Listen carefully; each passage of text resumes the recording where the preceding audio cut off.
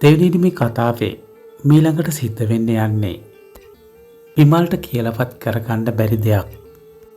ඒ කියන්නේ ඔයගොල්ලන්ට මතක ඇති බොරු වැරද්දකට විමල්ව මාට්ටු කරන්න ගියා ශහාන්. හැබැයි ඉතින් මේ අවස්ථාවේදී විමල්ගේ ටීම් එකේ අනිත් යාළුවෝ කවුරුවත්ම පිළිගත්තේ නැහැ ඉතින්. ඒ වගේම සිද්ධ වුණු විශේෂම සිදුවීම විමල්ගේ පැත්තට හිටියා විමල්ගේ නෝනා. ඉතින් විමල්ගේ පැත්තට විමල්ගේ වයිෆ් නොහිටින්න. විමල් මීටත් වැඩිය මානසිකව වැටෙන්න තිබ්බා. කොහොම වුණත් ඉතින් විමල්ගේ වයිෆ් පවා දන්නවා විමල් කියන්නේ 100%ක්ම නිර්දෝෂී කෙනෙක් කියලා. හැබැයි ඉතින් ඒ දේ පෙන්න ගන්න ඒ දේ ඔප්පු කරන්න වෙන ක්‍රමයක් නැහැ. හැබැයි ඉතින් මේ සිද්ධ වෙන්න යන දේත් එක්ක විමල්ගේ ඉන්න අනිත් හැමෝටමත්ම සතුටුදායක ආරංචියක් වෙනවා.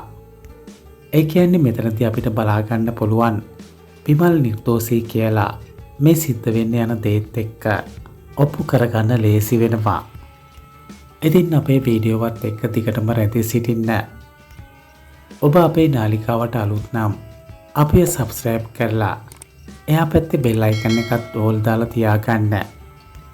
එවිට අපි වීඩියෝවත් දාපු සැනින්ම ඔබට ඉතාමත්ම පහසුවෙන් නැරඹීමට හැකියාව ලැබේවි. කොහොම හරි මේ ගේම් ප්ලෑන් එකෙන් ලයිනල්ව පැත්තකට කරන්නයි ශහාන් හදන්නේ. ඒකට එක හේතුවක් තමයි ලයිනල් එක්ක මුදල් ගනුදෙනු කරන්න බැරි එක. අනිත් හේතුව ශහාන්ගේ මනමාලකම. ඉතින් මේ ශහාන්ගේ ප්‍රතිපත්තිය හින්දායි ශහාන් ඉදිරියට කරන්න යන වැඩ හැම එකක්ම අවුල් වෙන්නේ. දැනටම ශහාන් ප්ලෑන් කරලා තියෙන්නේ එමාව රවට්ටගෙන එමාකින් අයිති ප්‍රයෝජන ගන්න. ශහාන් කියන්නේ කපටි මිනිස්සෙක්. ඉතින් ශහාන් දන්නවා එමාට මේ අවස්ථාවේදී ශහාන් කියන දෙයට එකඟ වෙනව මිසක් කර කියා ගන්න දෙයක් නැති වෙනවා කියලා.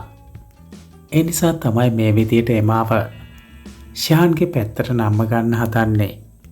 ඉතින් මේක හොඳ සාක්ෂියක් වෙනවා. ලයිනලුත් දන්නවා මේ වෙද්දි ශහාන් මොකටද එන්න හදන්නේ කියලා. ඉතින් වැඩි දවසක් නොයා ලයිනල්ගේ කටීම මේක හෙළි වෙනවා. ආරෙන්නට පුළුවන් වෙනවා ශහාන් මේ සුද්දිත් එක්ක කොහෙද යන්නේ කියන එක හොයලා බලන්න.